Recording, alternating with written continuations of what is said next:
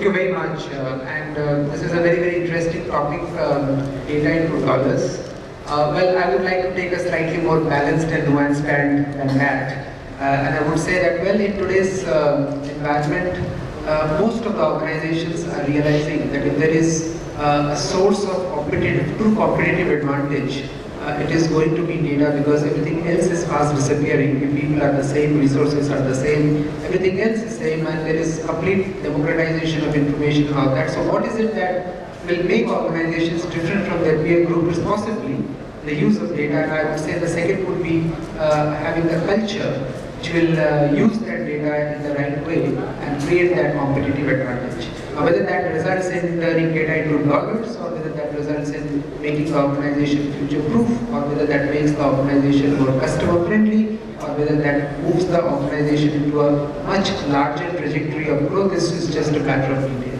So with that, a little bit of introduction, let me straight dive into the topic. I know we have a galaxy of panelists, and we'll be hearing a number of perspectives from everybody. So maybe I'll start with Ashutosh from you. What are you seeing from the perspective of from a banking perspective, because this is one industry where data is truly a differentiator in terms of not just growth but also from a risk management perspective. So it would be great to hear your thoughts about that. Thank you. I always thought the risk manager will speak the last, but it's your privilege and my privilege that you have asked me to speak as the first panelist to speak, and I welcome that opportunity. Okay, let me look at the entire thing. Basically, whenever we are talking about data and how to make best use of data, we are looking at efficiency, or we are looking at economy of scale, how we are going to do business in a much better way. In fact, risk management in its core function also looks at that: more efficiency, better results, and protection. These are the three things that risk management would look at. Now, from an analytics perspective, from a data perspective, what is expected for doing better business? What would be expected is that how do I efficiently use my data? How do I efficiently use the analytics which is available to make sound business decisions? Here I always would like to bring the core concept. Risk management operates at three levels: first level, second level, and the third level.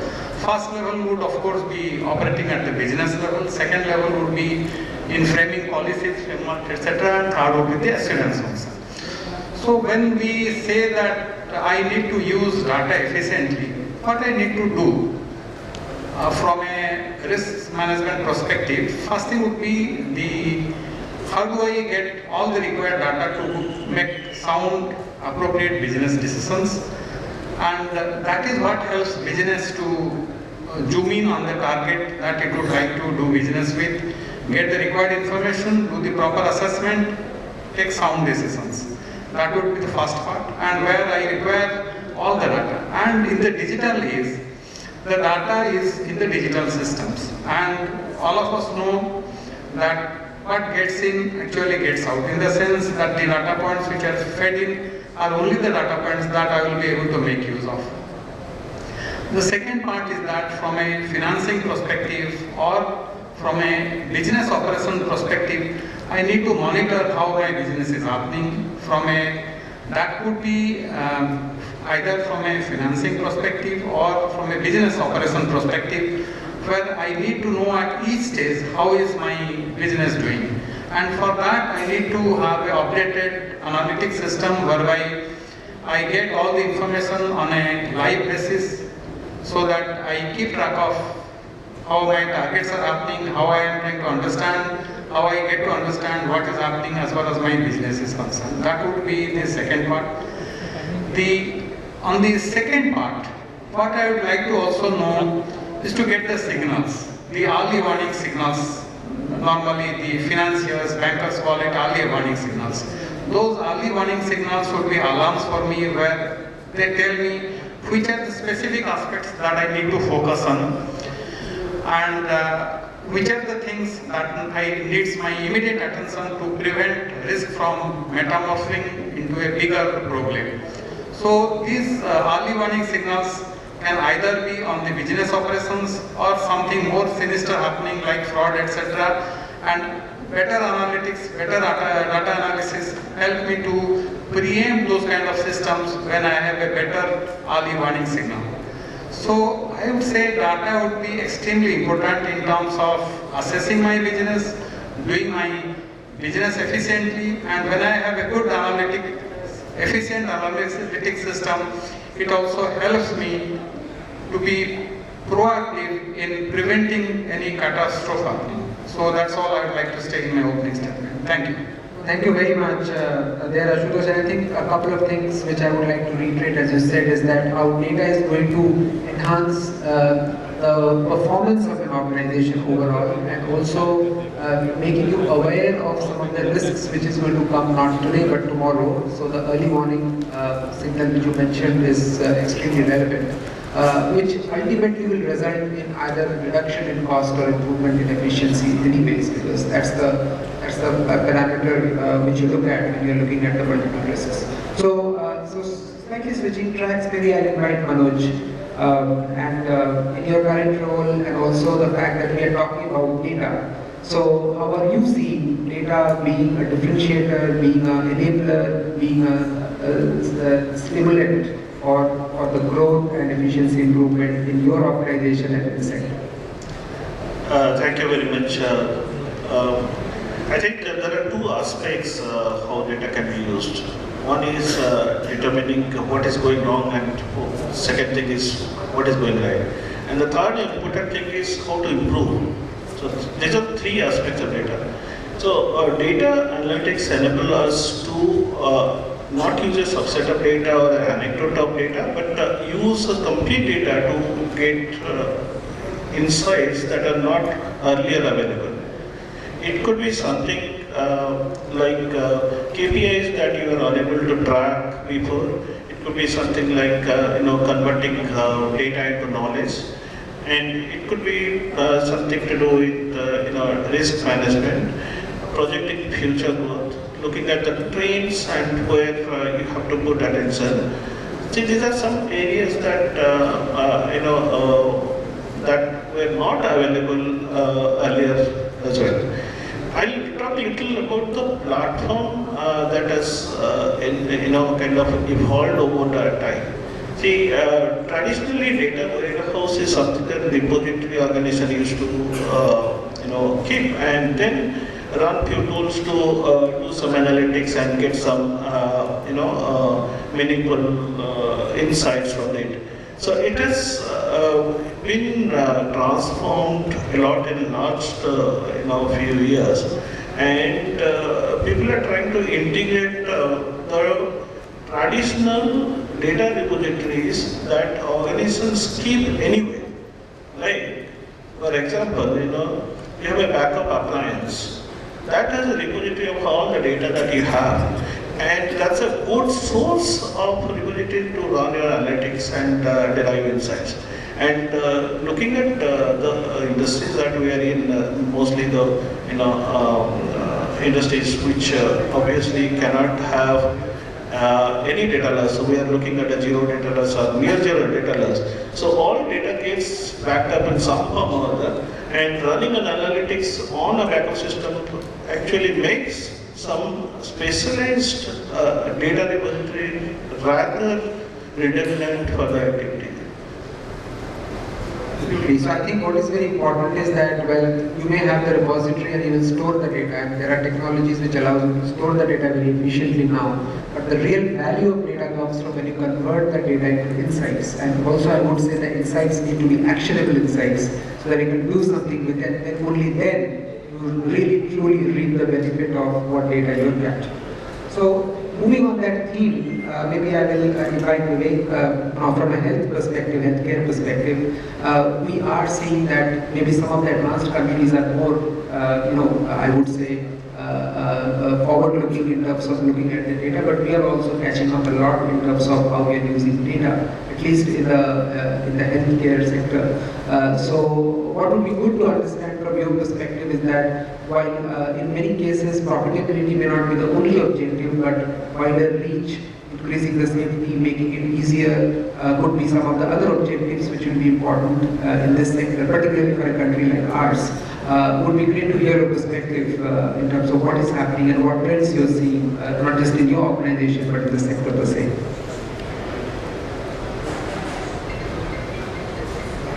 Good afternoon, everybody. Yeah, so healthcare is completely a different sector. Here we have a patient data and we have a hospital data. But again, a lot of compliances are here, so doing analytics around this data is not an easy job. But we have initially, like, we are into the US healthcare. So in US healthcare, you have a different kind of complications. So whenever you have collected patient data from different hospitals or different medical centers, it's tough to have it on a single platform. Because there are some compliance issues. You cannot mix up the patient data with some other hospitals or other medical care centers. And in that case, you don't have a 360 degree view of your data to do a proper analytical models. So limitations are there, like only the data which is available for that particular, suppose if you are doing for the physiotherapy or the eye care, so you can do only analytics for that particular center, not for, can collaborate all the data from all the data centers, all the patients suffering from the same disease, and then do some analytics around that. So that's a challenge you have to face. But again, the expectations from analytics team is to generate the value, because we are not just the support center, we are the cost center of the organization. And once that expectation is there, so that they want us to contribute at least 10 to 15% in the revenue. You have to build some models where you have to see that patient should not suffer. Whenever the operational activities come, since patients are onboarded on an ambulance till he discharged from the hospital, he should not face any challenge on that. In fact, whenever the patient comes into the ambulance, since he reaches to the hospital, the data should be with their doctors who is going to attend them. And before that, the treatment should start. So that kind of expectation is there, and our expectation is not earn money from here. Our target at API is to say how many patients we can save from doing the analytics, AI or ML models. Absolutely. So I think some of the objectives will be different, but clearly we are in a path where a lot of digitization of information is happening, and I think that is clearly a move towards making it more efficient. And also the fact that how do you increase your outreach to a much wider audience at a more affordable cost is something which is currently happening. Let me now turn to Vijoe from an FMCG perspective. You know, FMCG is one of the sectors which has been early adopters of analytics, I would say, both in India as well as globally. And that also comes from the fact that it's a fairly complex landscape with number of SKUs, wide geographical reach, to a huge amount of competition, changing tastes and preferences, shortened product development life cycles and all that. So it's like almost a potpourri of complications which encourages organizations to use analytics. So it would be great to hear from your perspective in terms of what you're seeing globally, of course, maybe in there, but also from an India perspective, if you want to share some thoughts as well. First of all, cheers everyone. At AB-Inbev, we don't wait till 9:30 before saying cheers. Cheers starts in the morning. Alright, so just those who don't know, AB-Inbev is the world's largest brewer. So we hold pretty much 30% of the world's beer production. Right? So irrespective of the business, right, what analytics does in most of the cases, right, either increases the revenue of the company, doing something, or you're trying to cut down the cost of operations, right, how to make the organization more profitable. That's the bottom line for analytics in most of the organizations. So let me give a different perspective, right? We all have heard a lot about analytics as in top line analytics, sales, marketing, the way you sell SKUs, right? But let me give a different perspective to analytics, right? I actually lead non-commercial analytics in ABI, right? When I talk about non-commercial, it includes finance, supply, logistics, procurement, people, compliance, IT, all of that, right? Sometimes areas that are not seen as very fashionable, right, for analytics. Let me give a perspective, right? If you think about a company like AB-Inbev that collects 50 billion from customers and 30 billion is paid out to vendors, our in and out transaction is 80 billion. And if you look at all the studies about all these companies that transact in millions, $1 is at risk when you transact $100. Risk that we carry is 800 million, right? That could be because we are giving the wrong pricing, somebody is undercharging, we are giving the wrong discounts, name it, duplicate payments, all of that, right? And that's what we're doing in finance analytics, right? We are trying to identify all the leakages when it comes to collecting money and all the leakages when it comes to paying out to vendors. Another great example is taxes. ABI being a brewer, our taxes itself is like 23 billion, right? Because it's obviously it's a alcohol beverage business, right? Think about the inefficiencies that you have in that process. How much of mistakes you could make in the taxation, right? Long story short, just from finance analytics, we are driving around 100 million worth of efficiency every year, right? If I move on to the supply chain logistics space, our out of stock is worth 2 billion, right? The smallest of things that we can do to improve the out of stocks, it could be inventory optimization. It could be improving operations in the breweries, right? We have a measure called GLY, gross layout yield, right? Long story short, if I can make my supply and logistics impactful, and if I can improve my GLY by 1%, my profitability is increased by 200 million, right? And that's the power of analytics for a company like AB-Inbev.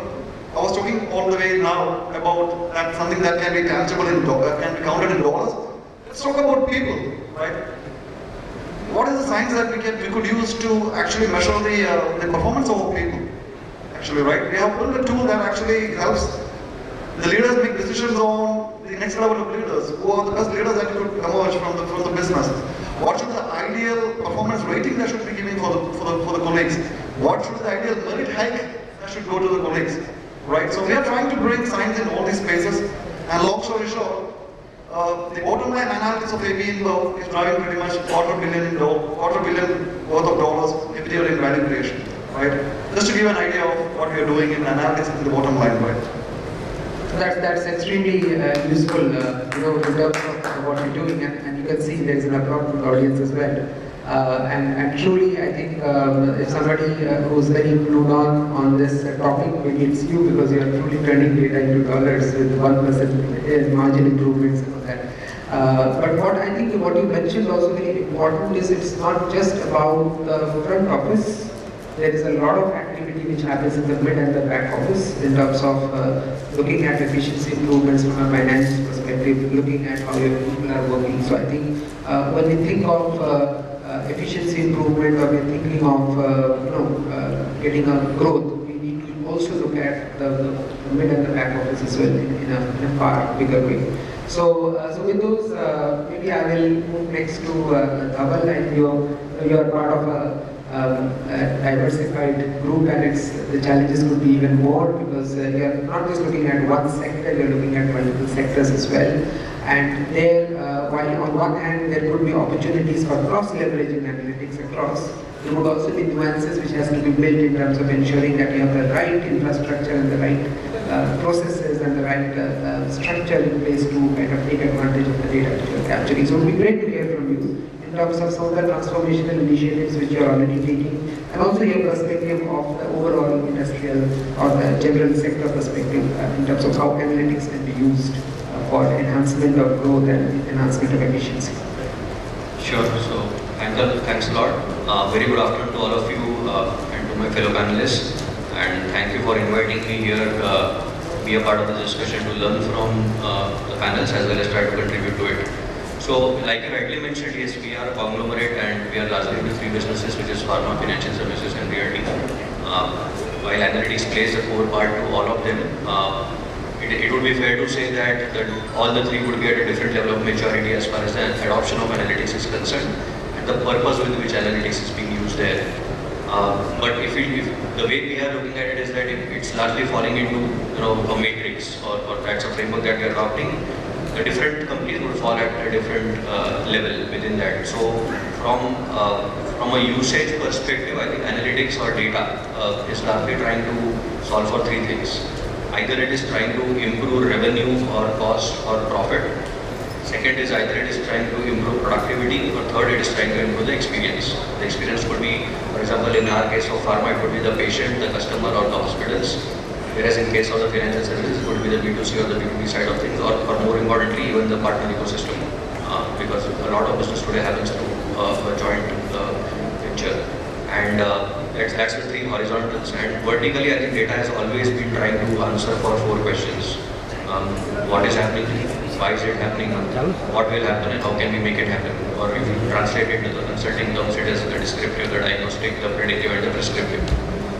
So different companies within our portfolio itself would be at different levels of maturity. I would say financial services would be way ahead in terms of adoption of analytics and in terms of, and I think they are turning data into dollars at a faster pace compared to maybe the realty and the pharma. Pharma, I would say, would be at a relatively nascent stage of adoption purely because of the nature of business, the regulatory compliances that come into picture, and also if you look at the overall maturity of the industry per se. But having said that, we have invested into a pharma digital transformation for our pharma business, and we clearly identified 2 levers that would make the difference or would push us ahead from where we are in for a quantum growth, ahead of the linear growth. One was hyper automation and another was analytics. And when we say hyper automations, we were largely talking about the front and the back office, as well as the operational hub. And when we talk about analytics, we were very clear that we don't want to invest into just transactional or OLTP analytics. We wanted to go ahead and say we want to invest into intuitive analytics. Now, the difference being that intuitive analytics is something that you don't seek. It comes as a way of working. So, for example, when a salesperson is talking to your customer, can I provide him insights during that conversation that will make the conversation much better and take it ahead from मेरा order किधर है, मेरा complaint का क्या हुआ, मेरा credit कब आएगा, मेरा scheme कब settle होगा, right? So those are all the transactional very clearly. But if I can, for example, educate him better on the product portfolio, if I can give him insights that will help him sell to the customer better, and it could be very quantitative in nature. There is some bit of investment required regarding educating that stakeholder, but yes, that is very much possible, and that's where I think the differentiation also comes in. He starts looking at us differently. So that way he's talking beyond how much of order lifting I'm going to do and what kind of a take back I'm going to do and things like that. So that's largely the framework and the thought process that we as a company are trying to adopt. And yes, in terms of what will fuel this, at least for the pharma business, we are very clear that we have to put in place an enterprise-wide data platform. And this will clearly be the single source of truth as far as not only the different type of data is concerned, but also as far as the data being sacrosanct. So we will treat that as unquestionable, right? So that's what it is going to be. And the expectation is that we will then possibly put in either physical or logical compartments to address the business nuances. For example, we may have a data lake and then smaller data marts for each of the businesses and some data marts for each of the functions within it, so that the pace of delivery and the pace of adoption also doesn't get challenged. And to the extent possible, we would want to invest into a platform which will help us not only manage data but also manage analytics better. How much of, because skill set is always an issue, and today everybody is filling a leaking bucket as far as skill set is concerned. So how can we reduce that dependency?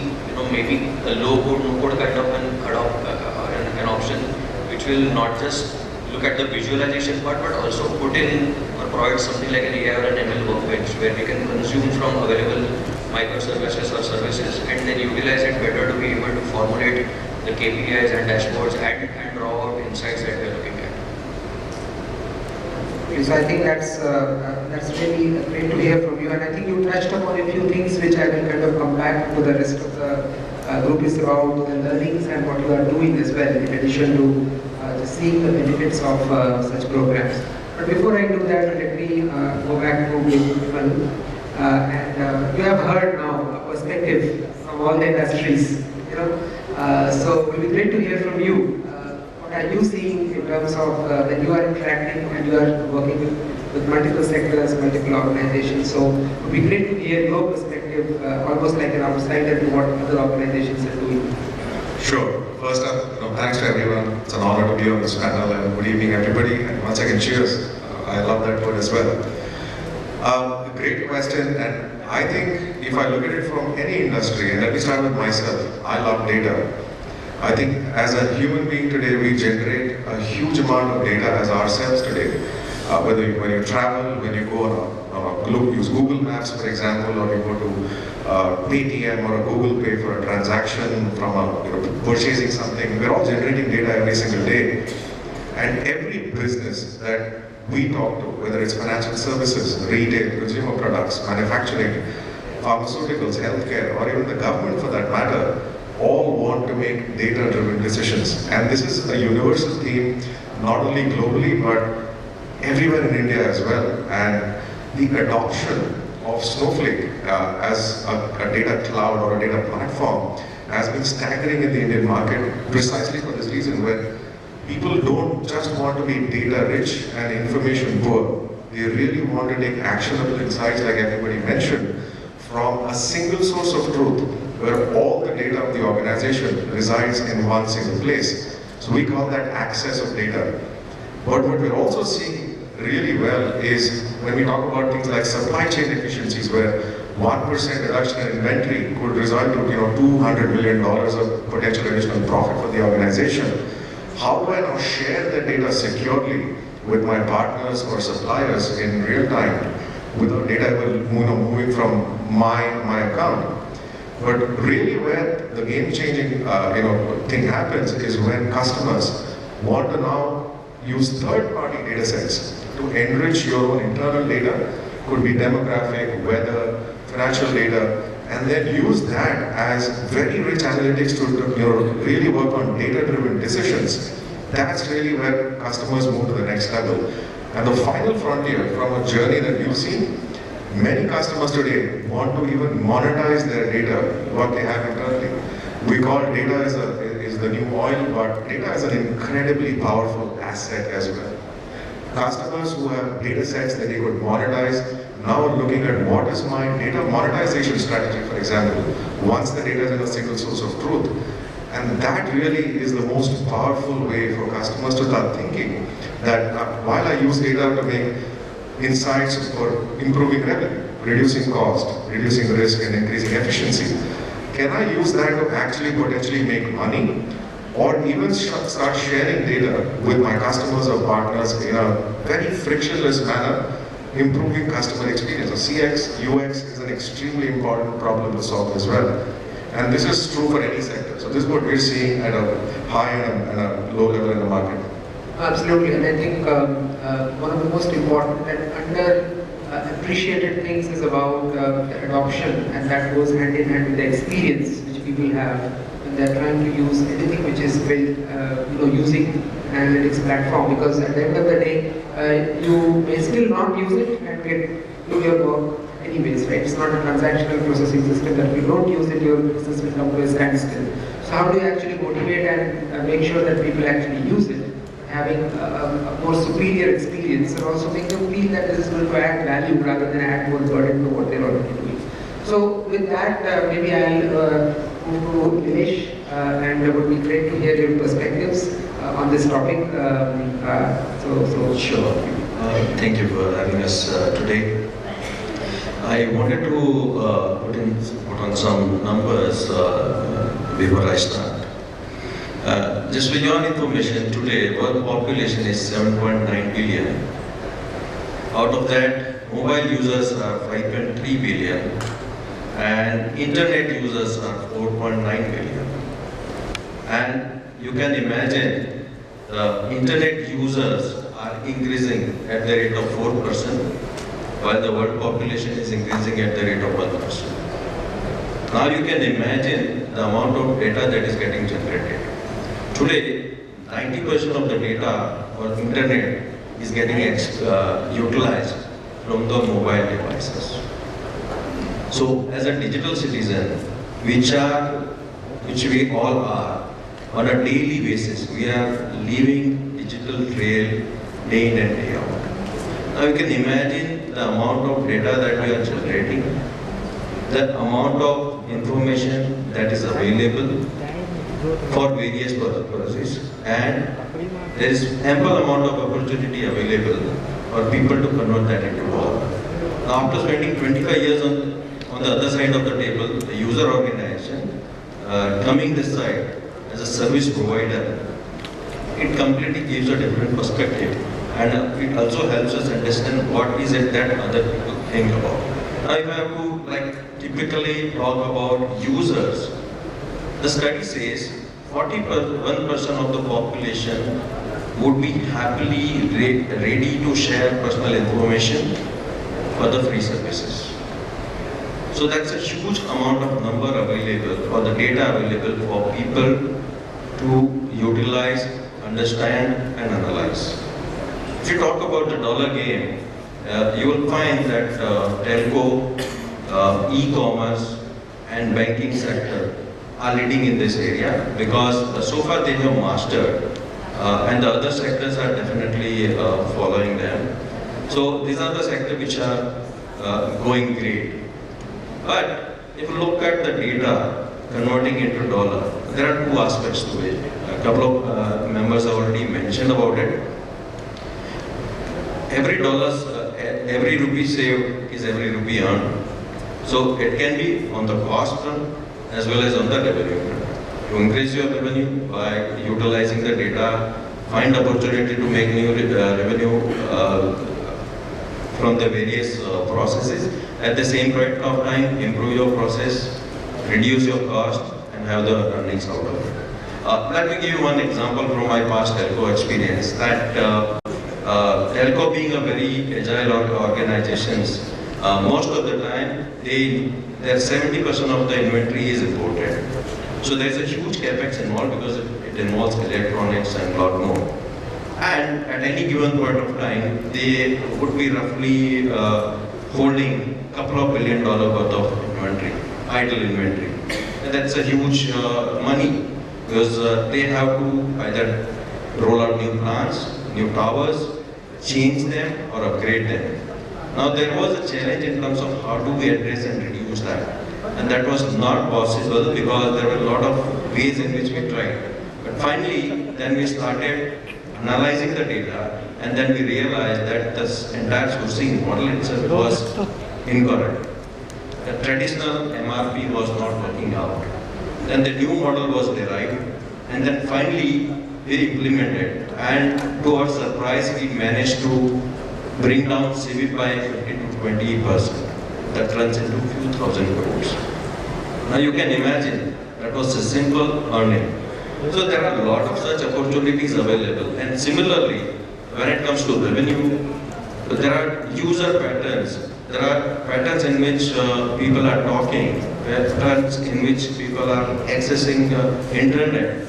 And based on that analytics, there are a lot of opportunities available for telcos to offer you good product or good billing services, so on and so forth. So, all what I want to say is, to ensure that you are able to bring huge amount of agility, the best way to go is out. It's very simple, scalable, because everybody mentioned about how difficult it is going to be when you want to have everything on-prem. There is a procurement, there is a maintenance issue, and there is capex involved, plus the upgrade, and definitely patching and security. So there are a lot more other things that are supposed to be managed by end users. And all those things can be easily carried out from the cloud environment. And it is possible that some of you who are coming from the industries might be facing challenge in terms of how do we initiate a project. Because cost saving project or a new initiative most of the time has to go through stairs. Whereas revenue initiative takes a little elevator. Because simple reason that management will accept revenue very fast compared to cost. But that is most of the time happening in all the organizations. And I would suggest for such kind of situations, cloud is the best option. Start with small, make the POC kind of a thing work, and move on. So in my view, this is the way in which there are a lot of ample opportunities available for all of you to convert your data into dollar.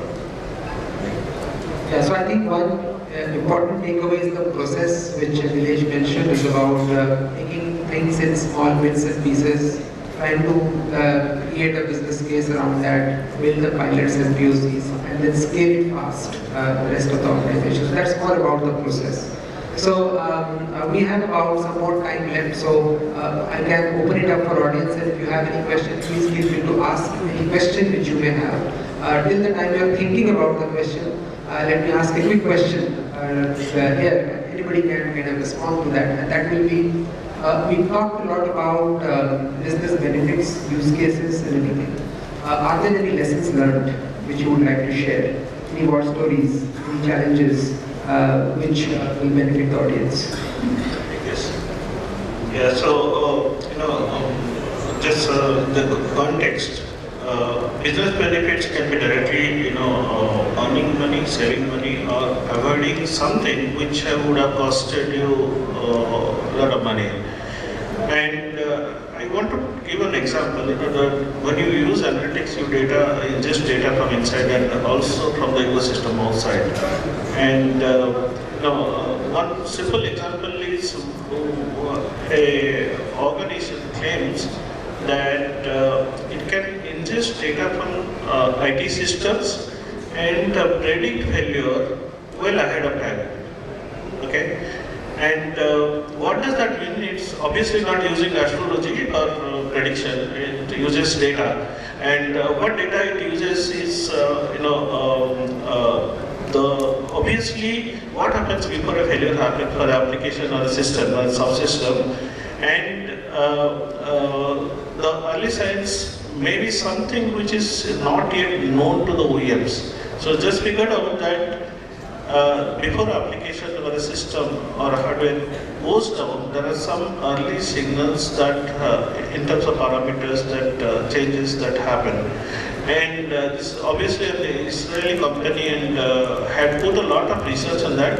And they have a database of more than 5,000 different components and applications which are integrated. So readily, if you have to kind of strengthen your ecosystem, this is a technology that industry can adapt and see benefits.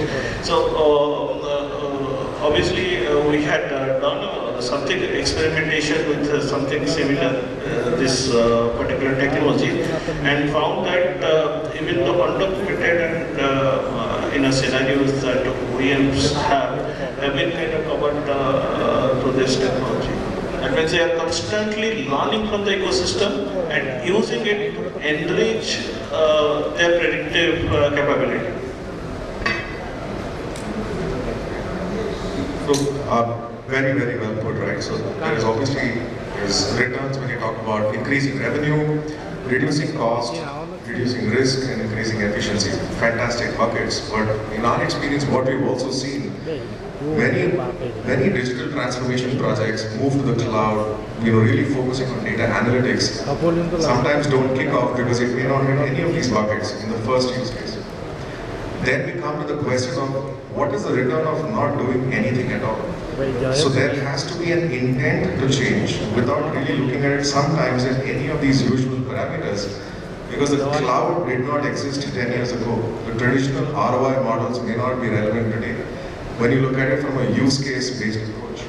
So then you look at the risk of not doing anything, because if you as an organization are not embarking on that path today, there are 15 startups or 5 competitors who are doing it anyway, and in 5 years, it's not a question of ROI, it's a question of being relevant in the business that you operate in.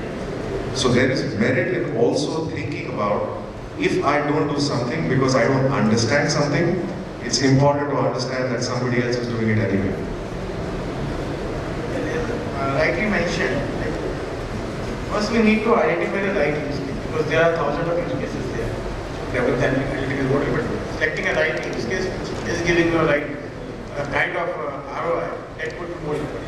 Another thing, like most of the time, the data quality is very good. But what we do generally, that we go to the data engineering part and we go to the data quality, and last part was our data governance.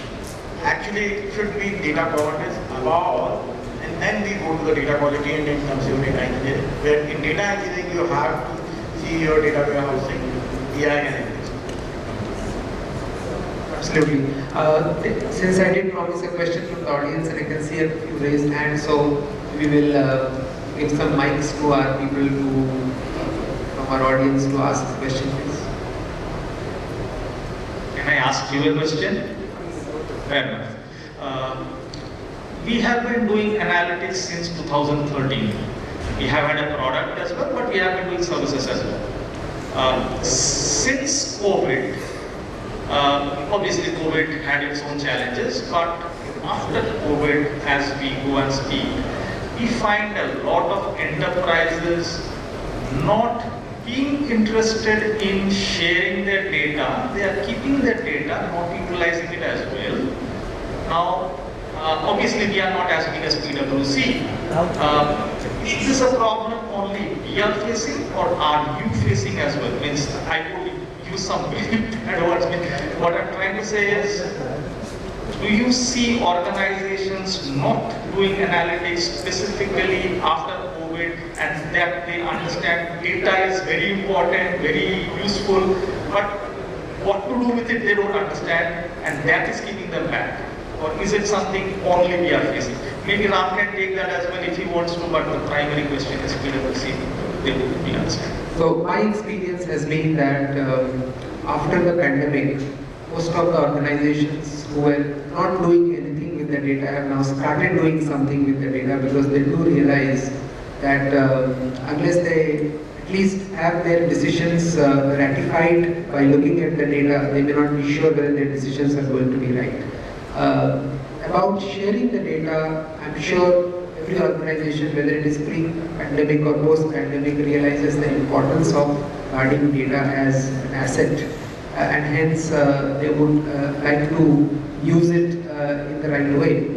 Also, data protection and other things are getting more and more, getting increasingly important. So you have to be careful, really careful about what are you sharing with whom and for what purposes, because not just for a consultant, but even internally, sharing the data is not as straightforward as it used to be in the past, because you really have to comply with all the norms, and you may actually be working in multiple geographies as well.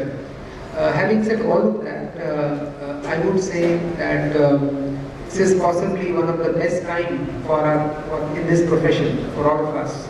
I can see very vigorous nodding of head, because the biggest change management has happened by way of this pandemic, and people have realized that without really using the data, they are at least at a disadvantageous situation in terms of reaping the benefits of what they can potentially do. So the conversation, at least in my opinion, has elevated the IT to the business, to the CEO, and more CEOs and top management CXOs are actually now talking about data and analytics in a very, very big and emphatic way.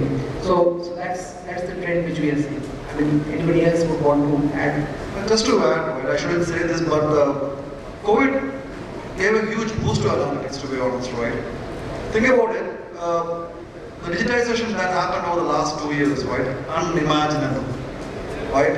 If you ever imagine that our kids could study 2 years from home, right? What was the definition of job that could be outsourced and not outsourced 2 years back, and what is it today, right? So in my opinion, what we are seeing, right, and there's a huge shift in the customer pattern, right? Shopping patterns have changed. Customer preferences have changed. The models that we built 2 years ago doesn't hold good anymore, right? Think about forecasting. The forecasting we made 4 years back doesn't hold good today at all. Think about your CX upsell models, your upsell cross-sell models. None of this work today. So it's an interesting point that put out, but what I am saying is a huge boost in this market, right? Because the amount of data that we have and with the digitization, especially the amount of data that we currently have, adding on to the fact that customer shopping patterns and preferences completely changed in the last 2-3 years, what we are seeing is a huge shift and huge investments in analytics, to be honest. I think we can go on this topic for some more time, but the clock in front of me tells me that we have run out of time, unfortunately, but very, very engaging conversation, I must say, with my fellow panelists on a very, very topical subject. And I'm sure you would have benefited, because we talked about a wide range of things around use cases, benefits, process, learnings, across a number of industries, which I'm sure would have been extremely enriching for all of you. It would have given you a perspective that it is not as simple as turning data into dollars. There is a huge amount of work which needs to go into actually making that happen. But it is a reality, it is not no longer just a pipe dream. I think that is the sense which all of us would be getting from this panel, that it is a possibility, organizations are doing it, we just have to do it the right way. So with that, I will thank all of you for your time, and absolutely a pleasure to moderate this panel, and thank you very much.